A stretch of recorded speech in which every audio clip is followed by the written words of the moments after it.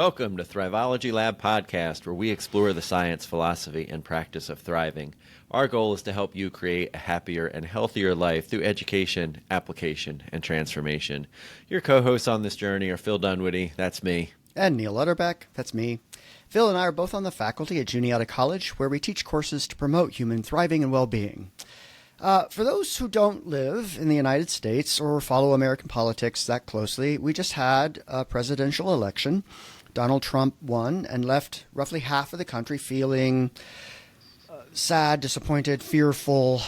This is not a political podcast, although you could probably glean Phil and I's personal stances on things based on our content. But we wanted to respond to this extraordinary and fraught moment and talk about how we can engage in self-care in all kinds of challenging moments for ourselves. And Phil, yesterday we met and we talked, and you brought up Fellowship of the Rings.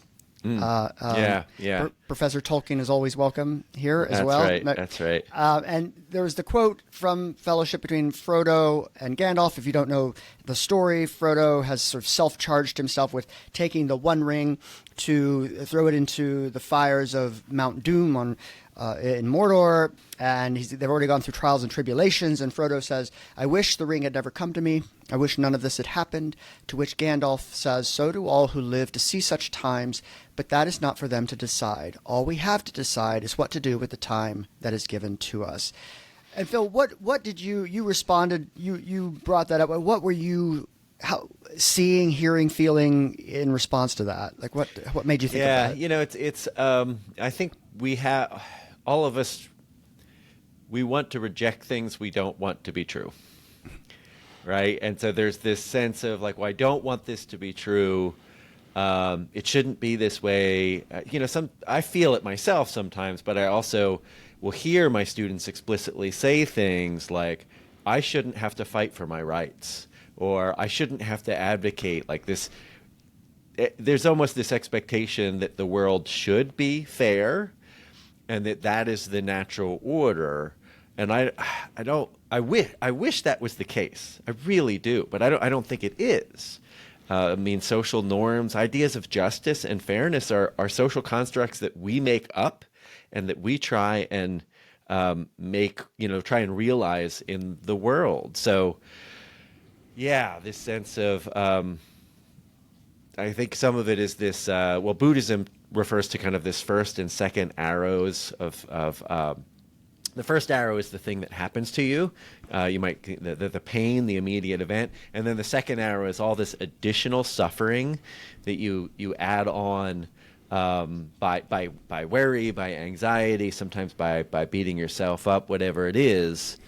And so I think some of that, Frodo in this doesn't spend a lot of time on that, but there's a hint of it in that, I wish this had never happened, but I think many of us get stuck there, mm-hmm. and it's easy to ruminate on that and almost spiral out of control with this isn't right. Why does it have to be this way?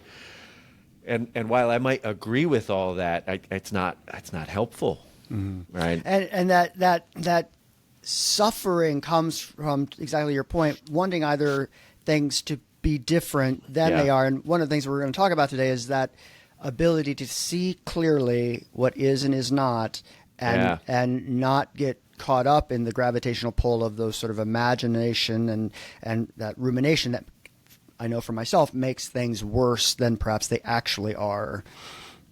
Yeah, well, how bad they are or aren't, you usually don't know until after the thing happens, right? But that second arrow of suffering is all the extra pain and suffering that we add by worrying, by building, by anticipating. Martha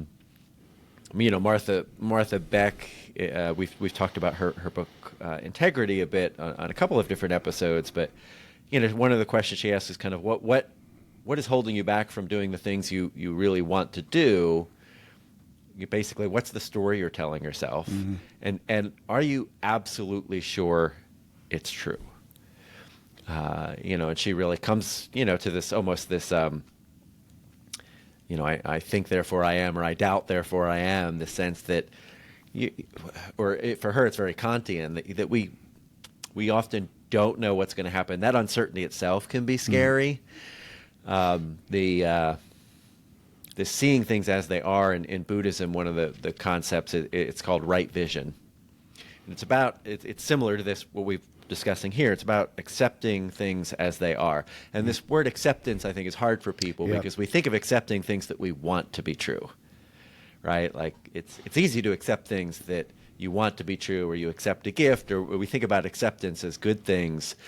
Or we think of acceptance as acquiescence, like I'm just giving up and I just accept it. Well, things are bad. I guess I'm just stuck with that. Yeah. No, and that's not really what it means. I mean, even if you, let's take an example where you believe that what is happening, the current reality is incredibly unjust. You actually do want it to be very different, and you plan to work on it being very different. Accepting where it is allows you to better do those other things, right? The more time you fight the reality, the harder it's actually going to be for you to face and to problem solve around.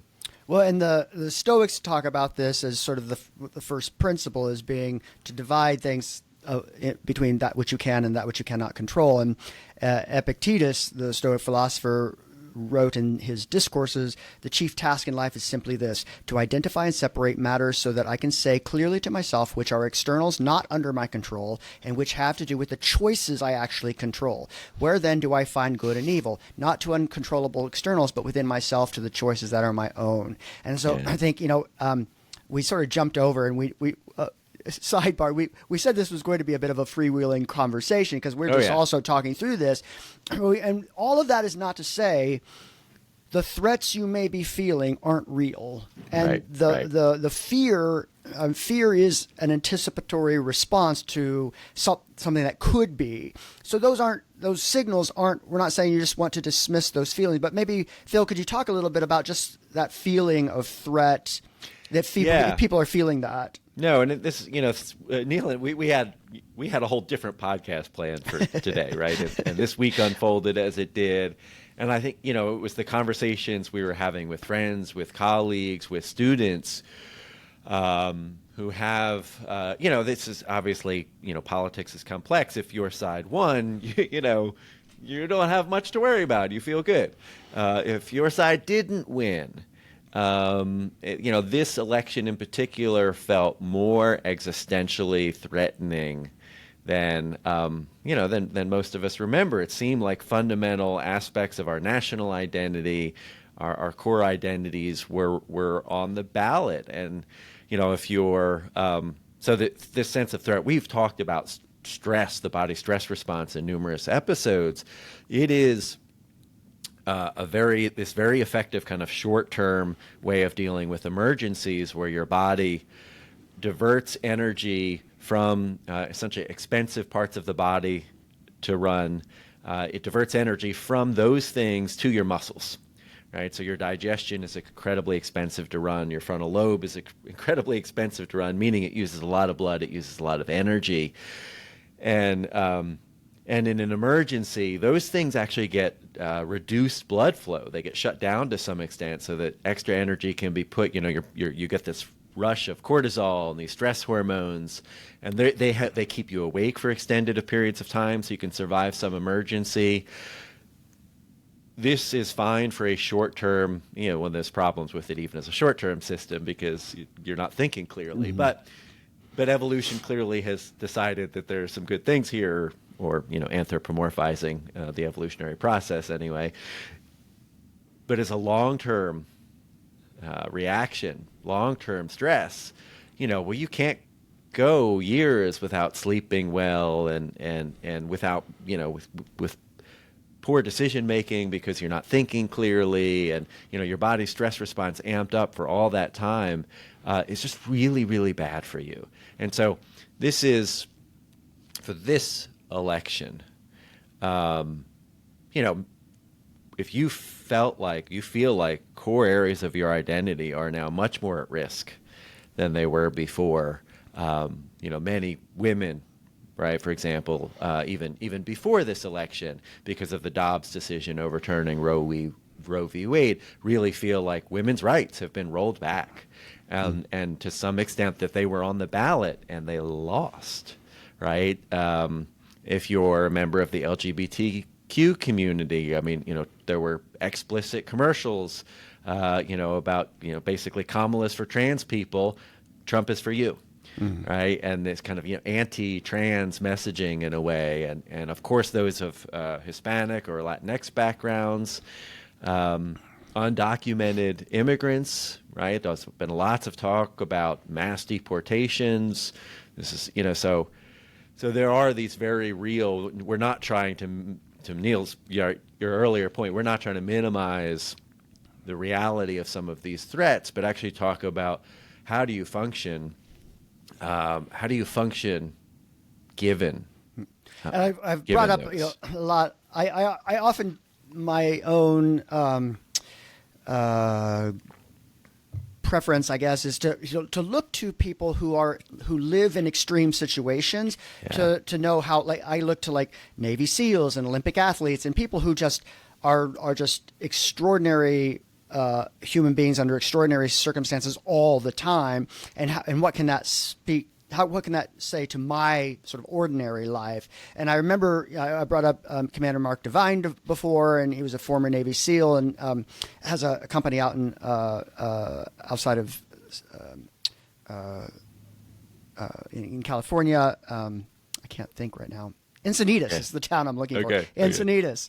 And SEAL Fit. Anyway, he talks about, when you're as a SEAL, you're in this firefight and there's actual bullets flying around your head and there's actual explosives. There's actual, you cannot afford to let yourself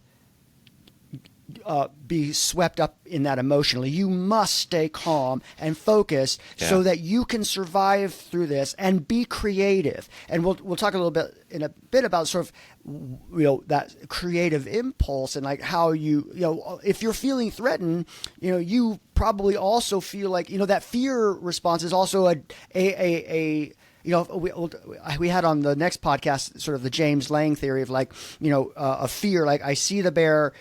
Is it that I see the bear, I feel scared and I run, or I feel scared and I run and that's causing the fear, right?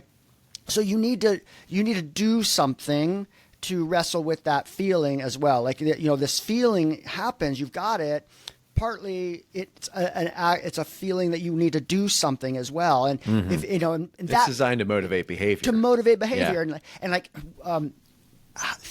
That motivation then requires creativity to think like, how do I actively do something about this in a way that is productive and healthy for me and my community, and I think has longevity to it, right? This is sustainability, right? So if you're fearful of what 4 years of a Trump administration will bring, well, 4 years is a long time, right? That's a marathon more than a sprint if you're trying to advocate for change and fight some of the things that you think are coming. And so you can't afford to sprint that. You can't afford to not be sleeping for 4 years, right? All these things we've been talking about. This podcast in general is about building resilience, right? The idea of Thrivology Lab, right, of building well-being, is so that you can, of course, feel happier and healthier, but it's also so that you can be more robust, you can be more resilient when difficult things happen, because that is inevitable in life, right? This is, you talk about kind of drawing some inspiration from the SEALs or people who kind of operate in these high stress environments all the time. And one of the things that I often find helpful in my own life is to think about people who have weathered circumstances that are much more difficult than what I have to weather. And that, that comparison, we're talking about Viktor Frankl's Man's Search for Meaning book in the last episode. And, he survives a concentration camp, right? And kind of talks about that experience. I was just literally couple minutes ago out in the hallway talking with a colleague who had a student sharing her family's escape from the Taliban from Afghanistan, right, as they were coming to power. And so, again, none of that is to minimize Right. what's happening now, but to say that perspective can be helpful. It can be a source of strength. If other people can get through really, really difficult things, the belief that you can too is helpful. And I think going back to that the Buddhist idea of impermanence, Yeah. and like everything Yeah. is constantly in change. This too shall pass. Whatever it is, whether you think it's good or whether you think it's bad, it will pass. It will pass. Right? I love that idea. I've joked about getting a permanent tattoo Right. that says impermanence because it is. It's for me. Yeah, that's just a really important foundational idea. And this is so another thing related to this threat response that I'm aware of is I've been walking around. Because I feel it, right? Again, Neil, this is not a political podcast as a series. There's no avoiding some of that conversation in this episode. My research, my scholarship, my area of expertise is on authoritarianism. It's on anti-democratic trends and support for political violence and hate crimes. And, so I've been paying a lot of attention, and I do feel this kind of acute sense of threat. I feel it in my gut. I know that I'm not sleeping as well. I remember the first Trump term in my own, and what I wrestled with during that in terms of, like, on the one hand, wanting to be certainly aware of what was going on and advocate for what I think was right, but also needing to moderate my media intake because I wasn't sleeping at night. I remember even, telling a friend that I was waking up at 3 a.m., with nightmares about fascism, and he just kind of laughed at me. He thought it was ridiculous that this was something that, but again, it's part of what I do in terms of research, and I've done a whole lot of reading. I've been to Rwanda to kind of study the history of the genocide there. I've been to Northern Ireland studying the conflict there. I've not been in any of those horrific circumstances as they were happening, but I've seen the aftermath, read plenty of accounts. So it's easy for me to imagine how bad it could be because I've read a lot of historic accounts of how bad it has been. Well, and that the news and media consumption is an important point because I think two things. We're not saying you should just cut yourself off from. That's tempting, though, isn't it? Move to an island. But you do have to monitor and regulate that consumption because there's a phenomenon called comes on another number of names: frequency illusion, recency illusion, or the Bader-Meinhof phenomenon, which was based on a German left-wing group in the 70s, and they popped up in the media, and suddenly everybody was seeing them everywhere. And the idea is sometimes when the two things: selective attention, when our attention is limited on a thing, we tend to ignore all the other stuff. We get hyper-focused, or as you said, hyper-vigilant and sort of narrowing in on that thing. And then this idea of a confirmation bias, and you've probably experienced also your friend gets a new Volkswagen. Suddenly you see Volkswagens everywhere. Yeah, totally. And, generally that can be sort of harmless, but the more we consumed a particular kind of information, the more we think that's all there is. Well, especially around threat, right? So this is one of the things we see. As your sense of threat increases, right, which is this body stress response, there is this what we refer to as perceptual narrowing. You do become kind of hyper-focused, and you become hyper-focused for potential other threats. You essentially are hyper-vigilant, and you're more likely to see ambiguous stimuli as threatening. And so, again, this is why, you don't want to go around in a state of chronic stress and with this kind of high threat elevation in your body because it's just bad for your health. So, it again to be in that fight, to kind of sustain whatever you're going to be doing, in this scenario, whatever scenario you find you're in. It's back to what you're saying about Mark Divine. You've got to keep your head about you, right? And you've got to be in it for the long haul. You've got to be able to sustain it. You've got to be able to think clearly.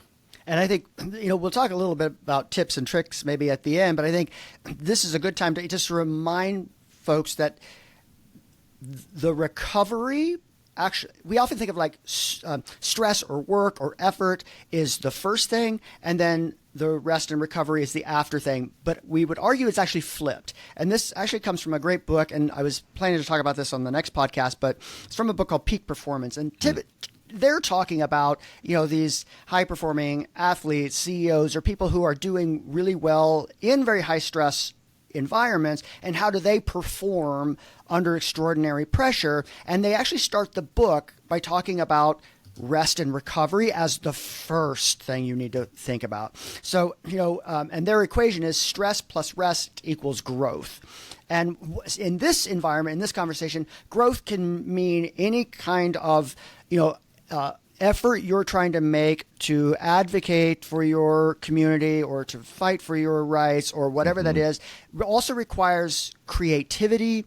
It requires a fresh mind. And so, in our culture, we tend to put work, grind. They're saying start with the rest and recovery. And that rest, we're going to devote a whole podcast to sleep and the power of sleep. And sleep is absolutely part of that rest and recovery. But that's also like you're working on an article, you're working on a blog post, you're working on a podcast, whatever it is.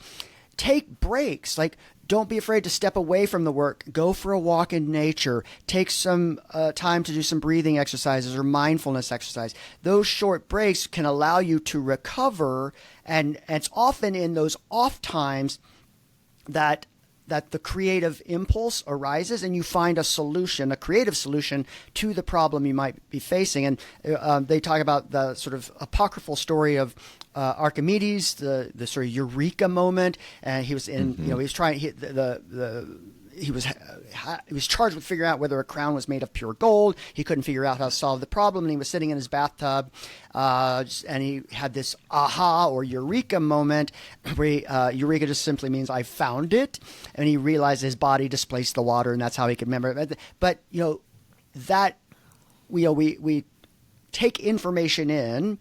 That's the preparation. It has to incubate. That leads to illumination. So if you're feeling threatened and you want to do something, also remember that your rest and recovery is not only going to make you healthier and more resilient.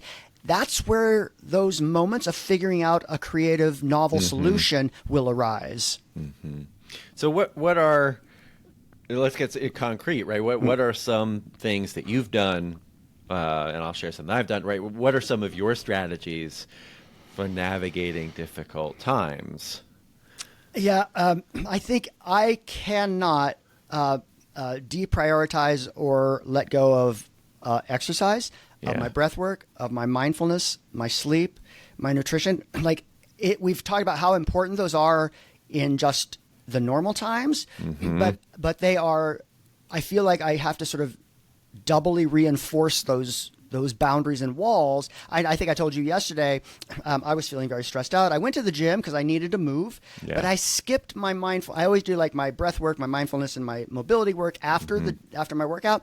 I skipped it because I just felt really distracted, and that was probably the single worst thing I could have done for myself. I needed that more than, it's like the Buddhist meditation analogy or whatever. Like everybody should meditate for 30 minutes unless you're really busy. Then you should meditate for an hour. Right. It's when you need it most. Right. Yeah. Don't sacrifice those things just because it feels really, and it is really extraordinary. But those are times you need it most. What about you? What are some strategies? Yeah, well, I mean, just building off that, I think of that concept of radical self-care. This idea that you really are prioritizing it. And I think, this is in the class that you and I teach, and even in this podcast, is really part of the thrust of our argument is that, we're in a society that teaches us that self-care is something that should come kind of last on our list. And we're saying, no, that's backwards, that to show up in all the important things in your life, you actually need to prioritize that. And that will make you more resilient. It'll make you more effective, more creative, all of these things. Yeah, so for me, I think it depends on the stressor, because I do think of different. I think of the first Trump administration, and I had to kind of set up rather strict media rules for myself, and I generally listened to NPR in the morning, and I would read the New York Times and maybe some other news sources, but late afternoon, I would have to essentially go on a news-free diet for the rest of the evening. And because I was not sleeping, right? So this is exactly what we've been talking about. You see, your body's threat response ramps up. It interrupts the sleep cycle.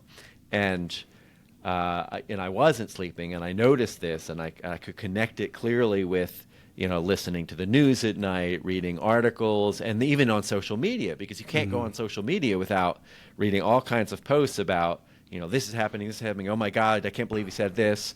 And so this was, a little bit of a bone of contention between my wife and I, because she would regularly be like on her phone, she'd be like, oh my God, I can't believe, and she'd start telling me about it.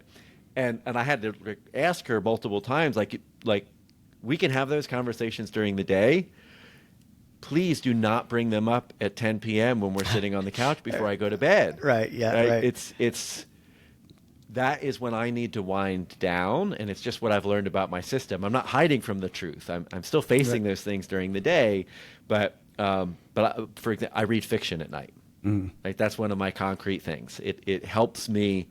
It helps me mentally relax, go to this imaginary place, and enjoy it. And to everything you're saying about prioritizing food and rest and sleep and exercise, when your body is experiencing a stressor, that means it's using more energy than usual.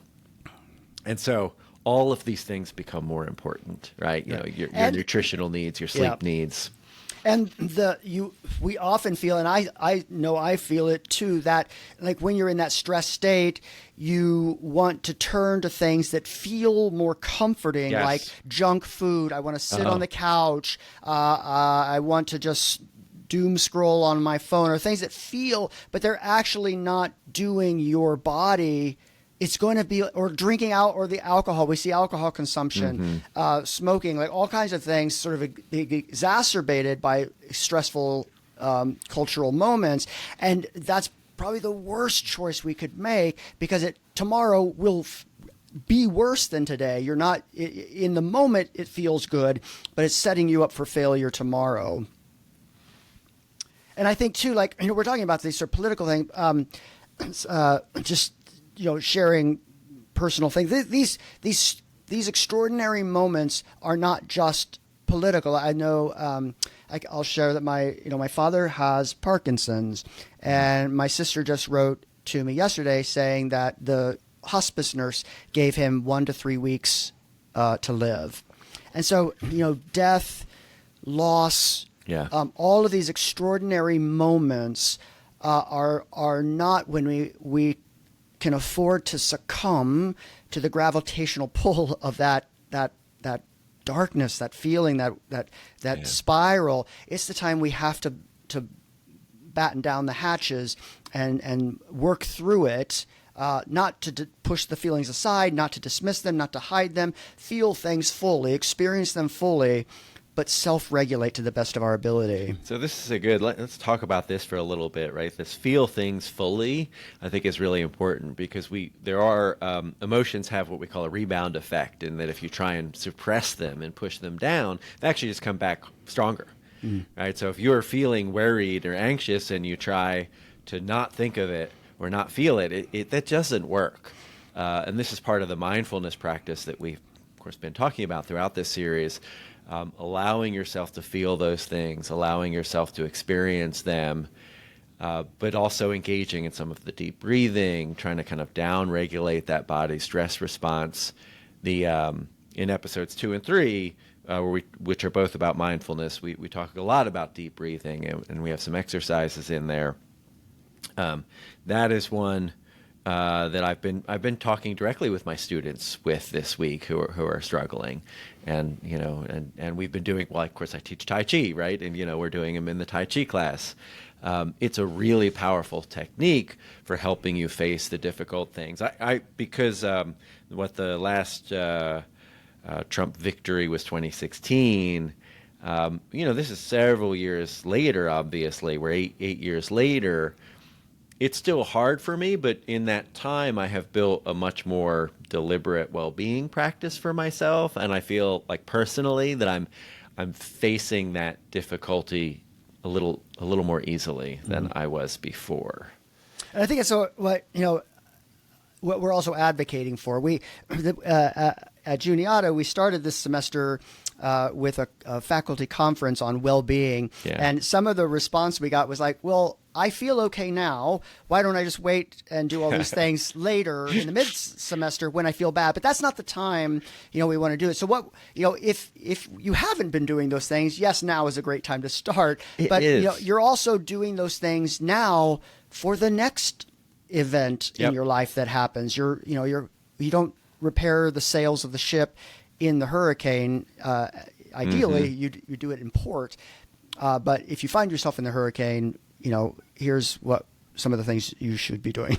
And finding those things that are self-soothing are good, right? So what are things that you find intrinsically rewarding? It may be time with friends, time outside. As I've, in the last couple days walking around, it's really easy to be stuck in my head with all the worry. And then I also deliberately look out, like, it's fall, the leaves are pretty.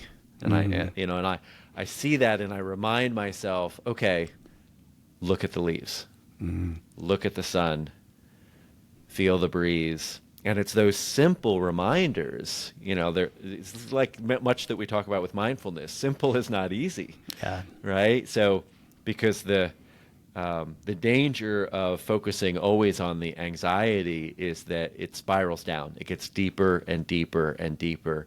And, this threat leads to this other threat, and this anxious thought leads to that anxious thought. And it's part of how memory works, in that if you're in an anxious mood, if you're worried, it's actually easier to remember things that make you anxious and worried than it is to remember things that make you happy.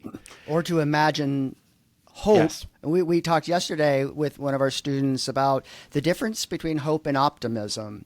Go for it. His question was essentially, why should I have hope? Yeah. Right? I mean, this was a profound, okay, yeah, that's all right. Why? Yeah. And it might not feel optimistic. Optimistic, I think, of as being more a feeling. Hope is more cognitive. I'm not basing this on any sort of research. I'm sort of putting that vocabulary for myself. I think hope is an idea. It's about an imagination that can envision something better. I recognize that things are not good, but that I believe through effort, something on the other side could be better. I mean, I'm a lifelong Star Wars fan. Episode 4 is called A New Hope. Yeah. And, we grew up on a farm boy, a princess, and a smuggler overcoming the Empire. Yeah. And that's about hope. It's not necessarily, they weren't necessarily optimistic, but hope, I think, as a different capacity. Yeah, I mean, I think optimism, pessimism is that glass half full, half empty, kind of, which you tend to focus on. And for me, the hope, this is what I told the student who had asked that, well, why should I have hope?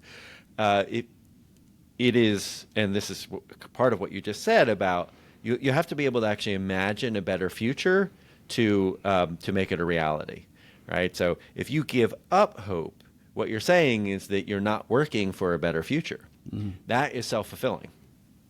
Right. And so I think hope is, well, can I imagine something better and work toward it? Well, yes, you can.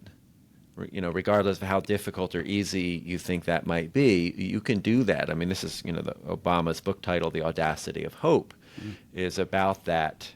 I can imagine a brighter future, and I can work toward it. And giving that up, it becomes self-defeating because it's a self-fulfilling prophecy then. And I often think in the next podcast, we were going to talk about like the difference between sort of discipline and motivation. And, often people say like, well, I don't feel motivated to do X, Y, Z, but discipline is sort of saying I'm going to do X, Y, Z regardless of how I feel. And I think, and often if you have the discipline and you do the thing, the motivation comes as a byproduct. You feel more motivated after having done the thing you said you were going to do. And I think of hope and optimism in very same way. The more hope leads you to do something, which often makes me feel more optimistic as I'm doing the thing.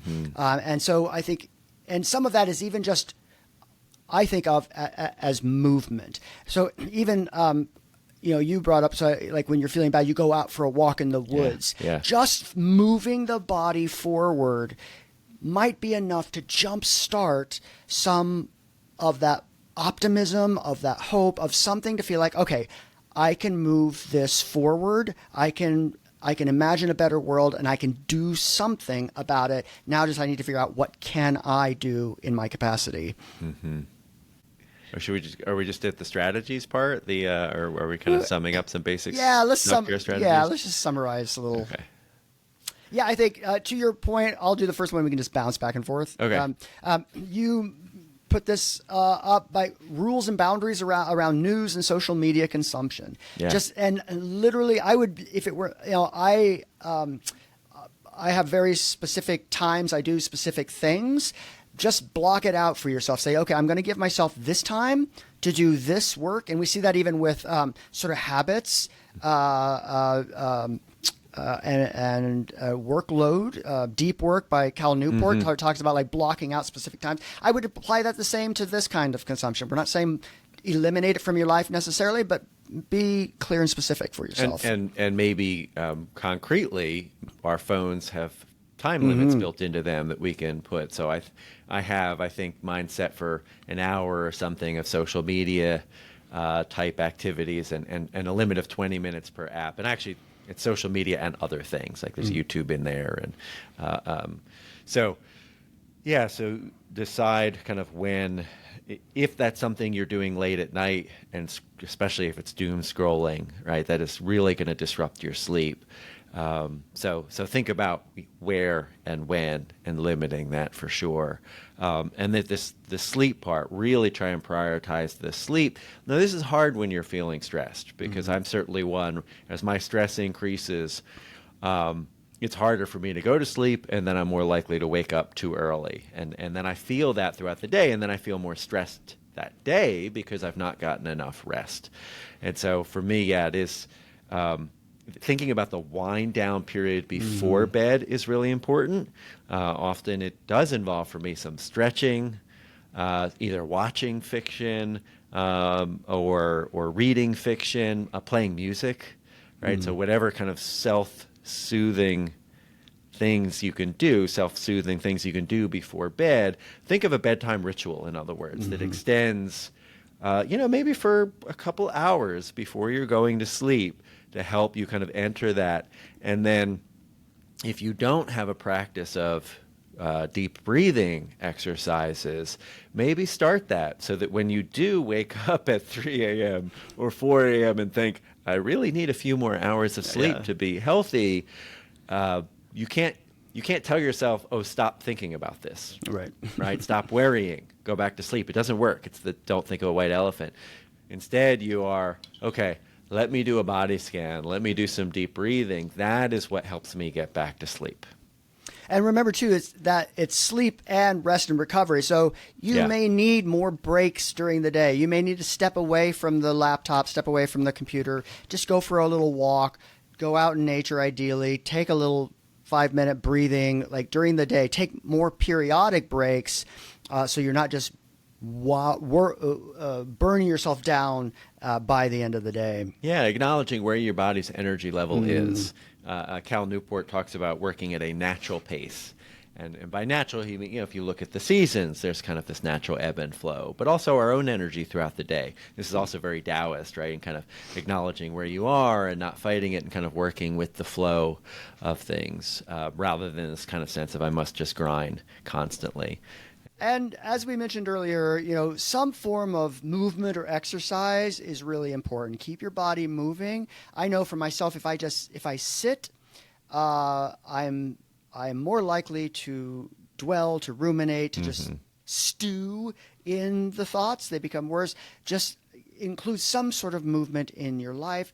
That is also a great place to connect with others. We also don't, you don't want to isolate yourself when you're in these. And nutrition. Nutrition is again doubly important. Be careful about sort of self-medicating with food or alcohol or other substances. Yeah, and time in nature, I think, for me, I tend to merge my exercise with my time in nature. That may or may not work with you, but we did a whole episode on time in nature and why it's good for your well-being. So that the research says that is really good for our kind of mental and physical health. So, maybe spend a little bit more time outside than you have been. And then you already mentioned this, but, spending time with friends and loved ones. So this is often in times that are difficult. Being in community can really, really help moderate the stress that we're feeling. You can support each other. It's been a lot of hugging for people I've seen around campus the last couple of days, and friends and whatnot. So it's just a way of kind of supporting. If you watch chimpanzees, for example, they groom each other. We find that.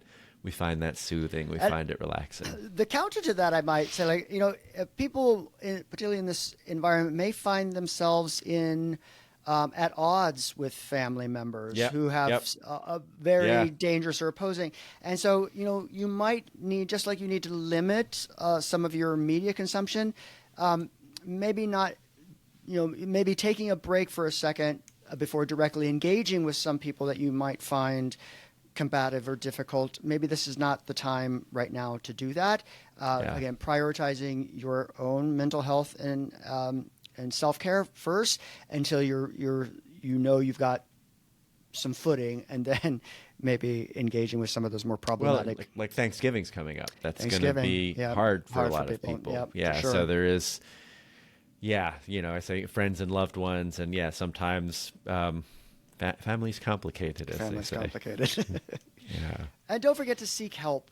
This extraordinary times, if you're not someone who has previously sought out counseling or therapy, remember this is an extraordinary time and it may require extraordinary measures. And so, ask for help. Don't be afraid or ashamed to ask for the help that you might desperately need. Yeah. Okay, so this week's challenge, I think broadly, is to do as many of those things as you can. Yep. Right. So figure out what self-soothing strategies you can use. What are things that help you relax and feel good in positive ways, right? Rather than kind of self-medicating, doom scrolling, which is generally not good. But whether it's knitting or reading or exercise, we all have our go-tos, right? But then also be deliberate about some of these strategies that really have been kind of this whole podcast series we've been talking about, but then that we've wound up kind of recapping a good bit of in this episode. Find people who you feel comfortable with, spend some time outside, spend some time in nature. Challenge yourself to prioritize your well-being. You might call it radical self-care, and really making that a priority in your life. Put the oxygen mask on yourself so you can help somebody else. You got it. All right, friends, that is it for this episode. So please subscribe to the Thrivology Lab on Spotify, Apple Podcasts, YouTube, or wherever you get your podcasts. Leave a comment or question on YouTube, and we will be sure to respond. And be sure to follow us on Instagram and Facebook and LinkedIn now. And LinkedIn, I have to add that. Oh, yeah. If you have questions or comments, or there's a subject you'd like to hear us discuss, please reach out to thrivologylab@gmail.com. Thrive on, my friends. Thrive on. Yeah, thrive on, friends.